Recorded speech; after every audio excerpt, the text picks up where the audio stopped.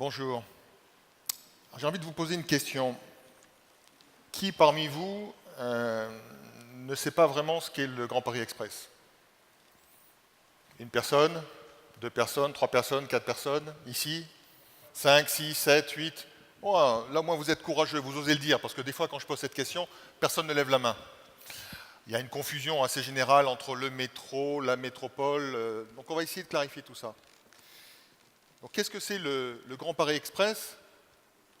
Je répondrai que, selon moi, c'est probablement le meilleur outil, la meilleure solution qui a été trouvée pour répondre à la fois aux ambitions de la conférence de Rio en 92 et aux ambitions de la COP 21. C'est le principal, le plus gros, le plus efficace projet qui peut réellement contribuer à une politique de développement durable et qui peut contribuer à lutter efficacement contre l'émission des gaz à effet de serre. Alors pourquoi? Déjà parce que c'est un projet qui favorise le développement économique. Il va mettre en relation les trois aéroports de Paris, Roissy, Orly et puis l'aéroport pour la vol d'affaires, le Bourget. Il va connecter l'ensemble des zones de logement avec les grands pôles économiques que sont la Défense, premier centre d'affaires d'Europe, mais également avec des pôles en devenir comme le plateau de Saclay, promis et déjà avec un certain nombre de décisions publiques pour en faire le plus grand pôle d'Europe en matière de recherche et développement. Mais c'est aussi un projet qui protège l'environnement. Alors évidemment, le premier niveau évident de protection de l'environnement, c'est que quand vous faites du transport collectif et que vous favorisez le transfert de l'automobile vers le métro, vous allez réduire les gaz à effet de serre. Mais pour moi, le vrai enjeu environnemental du Grand Paris Express, il n'est pas seulement au niveau des transports, ou il n'est pas directement en lien avec les transports. La grande nouveauté, la grande révolution en termes de conception d'un projet de transport du Grand Paris Express, c'est qu'il n'est pas comme les RER des années 70 ou 80, qui avaient été faits finalement pour projeter une ville nouvelle à 20, 30 ou 40 km de Paris, qui posait inéluctablement le problème de la fragilité, parce que quand vous avez un RER qui est en panne, vous êtes piégé, qui posait la question de l'étalement urbain, parce qu'autour de ces villes nouvelles, c'est autant d'hectares de terres agricoles qui ont été consommés, alors que le Grand Paris Express, lui, s'inscrit délibérément dans une logique de redensifier la ville, de reconstruire la ville sur elle-même, de permettre à de nombreuses friches industrielles d'être le cœur du développement d'une ville nouvelle, plus intelligente, qui répond aux ambitions et aux attentes des habitants.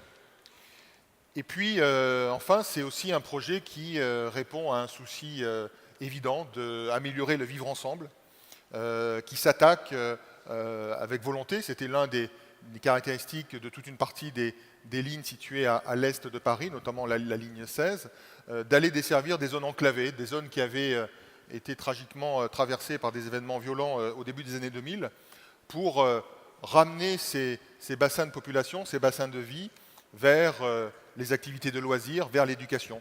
Aujourd'hui, un jeune étudiant qui veut faire médecine et qui habite Clichy-Montfermeil met 1h30 pour aller à Créteil, à l'université de Créteil. Demain, il mettra 20 minutes. Donc, le Grand Paris Express, c'est tout ça. C'est évidemment un projet de transport qui fait souvent parler de lui par son gigantisme, 200 km de métro, un métro automatique qui roulera à 110 km/h, 68 gares. Mais au-delà de ces objets techniques, au-delà de ce côté un peu pharaonique qui souvent revient dans les actes de communication, ce qui me semble vraiment important de mettre en avant, c'est que c'est vraiment un acte d'aménagement et c'est à travers son pouvoir structurant sur la ville de la métropole de demain qu'il sera capable justement d'atteindre ces objectifs de la COP 21. Alors oui, on en parle assez souvent comme un projet du siècle, comme le métro de Fulgence Bienvenue avait été le métro du XXe siècle, sauf qu'encore une fois, quand le métro a été pensé à la fin du XIXe siècle et au début du XXe siècle, c'était pour répondre à un vrai problème de saturation de la ville de Paris. Le baron Haussmann était déjà passé par là et avait déjà largement restructuré l'urbanisme de la capitale. Mais ces stations de métro, et d'ailleurs on les appelait stations et non pas gares, n'ont pas eu un élément structurant sur le développement de la ville. Là, les 68 gares vont avoir effectivement un effet majeur. Je vais prendre un indicateur que peu de monde a en tête. Vous prenez chacune des gares. Vous faites un espace un peu plus grand que l'estrade quand même, mais allez, 600, 700, 800 mètres, ce qu'on fait facilement à pied. et vous regardez la surface qui va être finalement directement impactée, bouleversée par l'arrivée du métro. Et bien quand vous regardez la somme des surfaces autour de chacune des gares, vous avez fait 1,5 fois Paris intramuros. Donc ça veut dire que le Grand Paris Express va donner à 1,5 fois la surface de Paris un potentiel de développement pour du logement, pour la culture, pour de la formation, pour l'économie, avec un niveau d'accessibilité qui sera construit autour des modes propres, des modes doux que sont le métro. Et je crois que cet élément-là, il mérite d'être mieux partagé, parce que ce que j'ai pu constater depuis les 6 mois que j'ai pris mes fonctions, c'est que chacun des maires a évidemment compris l'importance pour son territoire des gares. Il a évidemment intégré dans sa vision prospective l'arrivée de cet objet qu'est le métro. Mais une gare plus une gare plus une gare, c'est un collier de perles, c'est un collier de projets. Mais la prise de conscience au niveau des grands acteurs économiques, au niveau des grands élus du Parlement, au niveau de la haute fonction publique, de l'importance de ce projet, reste à mon avis encore à construire et à consolider. Je vais prendre un indicateur. Le gain économique, 100 milliards en valeur actualisée. 100 milliards de gains pour 40 milliards d'investissements. Il y a beaucoup d'entreprises qui aimeraient avoir un coefficient de 2,5 entre l'investissement et le gain que peut apporter un projet comme celui-là. Vous savez que le PIB d'Île-de-France, il y a à peu près 30% de ce dernier qui est reversé au bénéfice de la province. Donc si on fait un ratio assez analogue, eh bien les 100 milliards du Grand Paris Express qui vont être générés par sa mise en service, eh c'est à peu près 30 milliards quelque part pour les territoires de province. Donc je crois que l'ampleur de ce projet est quelque chose qu'il faut partager. Alors, c'est bien, là je suis en train de vendre l'intérêt de ce projet, je suis en train de dire c'est fabuleux, demain ça sera extraordinaire. La question qui revient assez souvent, c'est oui, mais est-ce qu'il va se faire? Est-ce que son gigantisme finalement ne va pas lui nuire? Est-ce que finalement derrière tout ça, on ne nous raconte pas des carabistouilles et que dans 2030 on nous dira que c'est 2040, puis dans 2040 ça sera 2050? Alors ce doute malheureusement, il est quotidien, tellement quotidien que lorsque je dois décaler un rendez-vous, tout de suite le téléphone sonne en me demandant mais est-ce que c'est parce que la gare va être supprimée, pour dire l'animosité qui peut encore et l'inquiétude qui peut exister dans les territoires. Et donc cette inquiétude, il faut la combattre, il faut la réduire, parce que je voulais juste partager avec vous ce constat de la rapidité avec laquelle le projet a avancé. La Société du Grand Paris, elle a été créée en 2010. Nous sommes en 2018. Alors 8 ans, ça semble long, c'est plus qu'un mandat municipal. Mais enfin, en 8 ans, passer d'un stade de grand débat public, vous savez, les grands débats publics, les armoires en sont pleins qui n'ont jamais accouché du moindre projet.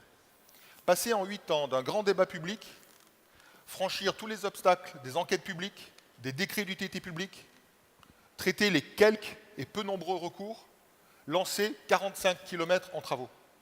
Ce travail-là n'a été fait que parce qu'il y a eu un travail de fond et surtout une confiance de la part des élus locaux à l'égard du projet. Et je crois que sans cette confiance, le projet peut effectivement, si ce n'est ne pas être fait, en tout cas prendre sérieusement du retard. Et je crois que c'est probablement l'un des enjeux sur lesquels il faut le plus investir. Donc oui, ce projet va se faire. Juste un indicateur, juste cette année, en 2018, la Société du Grand Paris a engagé plus de 5 milliards de contrats nouveaux. Certains contrats, d'ailleurs, sont très emblématiques, puisque nous avons passé le contrat d'achat du matériel roulant d'une grande partie du métro, c'est la ligne 15, la ligne 16 et la ligne 17. Donc le projet avance, c'est à peu près aujourd'hui 3000 personnes sur les chantiers, une centaine de chantiers, et d'ici 2 ans, à peu près 300 chantiers qui seront en œuvre.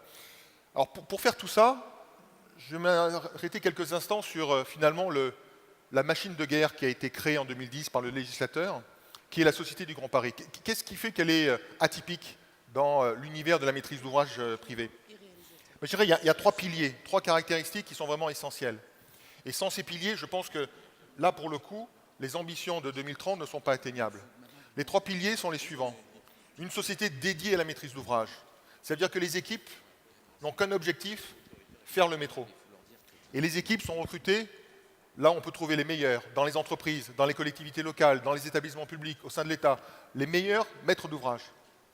Deuxième pilier, la possibilité d'emprunter. Vous savez, pour faire un projet, il n'y a que 2 façons. Soit vous réalisez l'opération sous une contrainte budgétaire qui vous donne le rythme des dépenses annuelles qu'il ne faut pas franchir. Conséquence immédiate, il faut découper les projets en autant de petits morceaux qui permettent de s'ajuster de manière à ne surtout pas dépasser le plafond. Puis vous avez l'autre manière, celle qui est employée par les entreprises privées. Dans l'industrie en général, mais aussi dans les infrastructures publiques, comme dans les concessions, dans les marchés partenariats, et qui consiste à demander aux entreprises et aux ingénieries, faites-moi le projet le plus rapide. Pourquoi le plus rapide? Parce que plus vous allez vite, moins vous avez de nuisances, et en général, plus vous allez vite, moins c'est cher.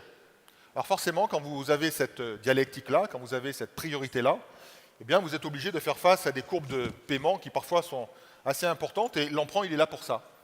Il est là pour faire face à la dépense, et puis lisser le remboursement sur une longue période. Et ça, la capacité de la société à pouvoir s'endetter est probablement l'une des caractéristiques les plus essentielles pour tenir justement le délai 2030. Et puis évidemment, si vous vous endettez, il faut des ressources pour rembourser, sinon vous aurez un jour ou l'autre des problèmes avec vos prêteurs, et c'est l'existence d'une fiscalité dédiée qui constitue ce troisième pilier. Alors oui, la société est bien armée. Le projet a été reconfirmé par le gouvernement et la majorité actuelle en février dernier. Troisième confirmation, troisième majorité, troisième gouvernement. Donc on peut penser que le projet est quand même largement bien lancé. À la fin 2019, dans un an à peu près, nous aurons engagé pas loin de 50% des marchés. Donc oui, le projet est en cours, le projet est lancé. Néanmoins, il est fragile. Pourquoi il est fragile? Parce qu'il est complexe.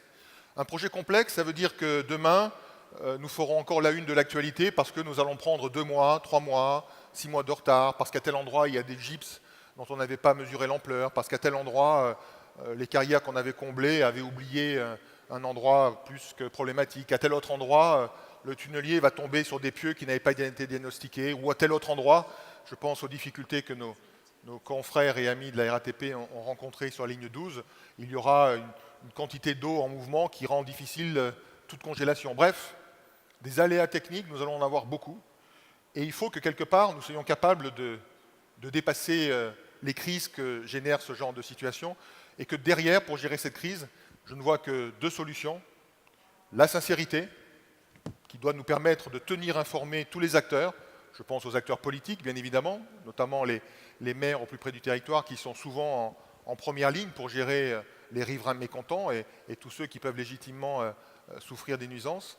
Les acteurs économiques qui nous accompagnent, je pense aussi bien aux entreprises qui répondent aux appels d'offres et qui pour cela doivent mobiliser des ressources, que les multiples investisseurs et promoteurs qui s'engagent déjà à construire cette ville nouvelle qui va accompagner la réalisation du Grand Paris Express. Donc cette transparence, cette sincérité, elle est essentielle, mais le consensus derrière pour faire bloc et ne pas, à chaque difficulté, voir ressurgir les bons vieux débats, mais est-ce bien raisonnable de faire la 17, de faire la 18, de faire la 15, de faire ceci, de faire cela, qui inéluctablement, même si à la fin la décision de faire reste confirmée, peut facilement faire perdre 1 an ou 2. Voilà, donc j'espère avoir éclairé pour ceux qui ne savaient pas ce qu'était le Grand Paris Express, ce que c'est. Un grand projet d'aménagement, un grand projet qui dépasse non seulement les territoires traversés, mais également l'Île-de-France, parce que c'est finalement un projet de cette ambition qui fait que la France et Paris peut prétendre rester parmi les 5 villes-mondes. Oui, c'est un projet gigantesque. Oui, par moments, il peut être qualifié de pharaonique, mais ce n'est pas un projet dont on peut faire l'économie si effectivement Paris veut rester dans cette compétition. Singapour a déjà réalisé ses 200 km de métro automatique. Riyad a un projet de taille comparable et Riyad n'est pas dans ce peloton de tête. Donc c'est un enjeu qui effectivement doit mobiliser tout un chacun. Alors, en guise de conclusion, peut-être que parmi certains d'entre vous dans la salle, il y en a qui vont être intéressés de venir rejoindre soit la Société du Grand Paris qui embauche, soit les entreprises qui travaillent avec nous. Ils sont évidemment les bienvenus, mais au-delà de ces recrutements, au-delà de cette capacité à contribuer concrètement à tous les autres, et au regard des enjeux sur lesquels j'ai insisté tout à l'heure, c'est que pour que le projet se fasse, ça va dépendre de vous tous. Ça va dépendre du portage politique, ça va dépendre du consensus, ça va dépendre de la capacité que nous aurons à mobiliser des supports dès que nous aurons une difficulté. Et donc j'ai envie de vous poser la question, et vous, comment comptez-vous aider le Grand Paris Express? Je vous remercie.